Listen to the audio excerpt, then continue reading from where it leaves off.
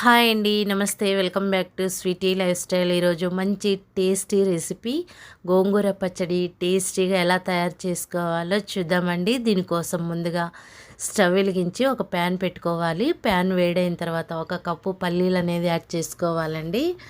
స్టవ్ని medium flame మీద ఉంచుకొని పప్పులన్నీ వేయించుకోవాలి. చూడండి, ఈ విధంగా వేగితే సరిపోతుంది. తర్వాత చల్లారిన తర్వాత పొట్టు తీసేసుకొని రెడీ చేసి ఉంచుకోవాలి. తర్వాత నేను ఒక కట్ట గోంగూరను తీసుకున్నానండి. ఈ విధంగా శుభ్రంగా కడిగి ఒలుచుకొని ఒక గిన్నెలోకి యాడ్ చేసుకోవాలి. తర్వాత ఒక 10-12 దాకా పచ్చిమిర్చిని యాడ్ చేస్తున్నానండి. మీరు తినే స్పైసీని బట్టి మిర్చి అనేది యాడ్ చేసుకోవాలి. తర్వాత కొద్దిగా చింతపండుని యాడ్ చేసుకొని ఒక హాఫ్ గ్లాస్ వాటర్ యాడ్ చేసుకోవాలండి. వాటర్ యాడ్ చేసిన తర్వాత స్టవ్ వెలిగించి మీడియం ఫ్లేమ్ మీద ఉంచి ఉడికించాలి. మధ్యలో ఈ విధంగా కలుపుతూ ఉండాలన్నమాట, అడుగు మాడకుండా. మనం హాఫ్ గ్లాస్ వాటర్ యాడ్ చేసుకుంటే సరిపోతుందండి, కరెక్ట్గా ఉడికిపోతాయి.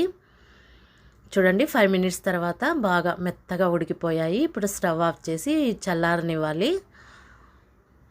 ఈ విధంగా ఉడికితే సరిపోతుందన్నమాట.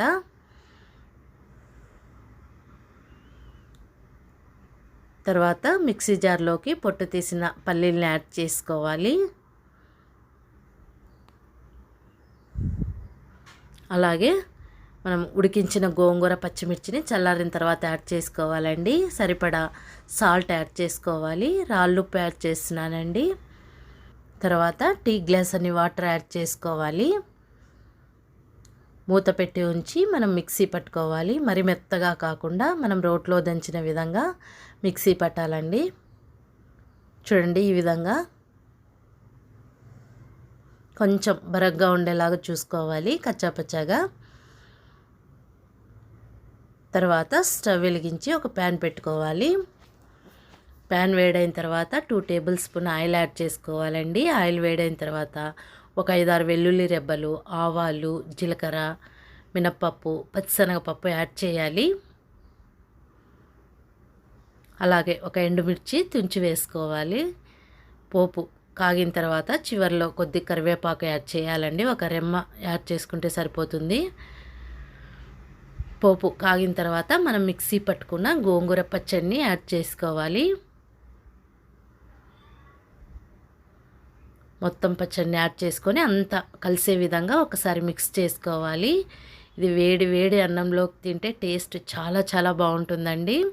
తర్వాత ఒక ఉల్లిపాయని ఈ విధంగా సన్నగా పొడవుగా కట్ చేసుకొని పచ్చి ఉల్లిపాయని యాడ్ చేసుకోవాలండి. టేస్ట్ అప్పుడే చాలా బాగుంటుంది.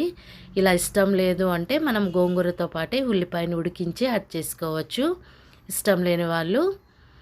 తర్వాత ఈ ఉల్లిపాయలు అంతా కలిసే విధంగా ఒకసారి మిక్స్ చేసేసుకోవాలి. అంతే, టేస్టీగా మనకి గోంగూర పచ్చడి రెడీ అయిపోయిందండి. వీడియో నచ్చినట్టయితే లైక్ చేయండి, షేర్ చేయండి, సబ్స్క్రైబ్ చేసుకోండి. Thanks for watching.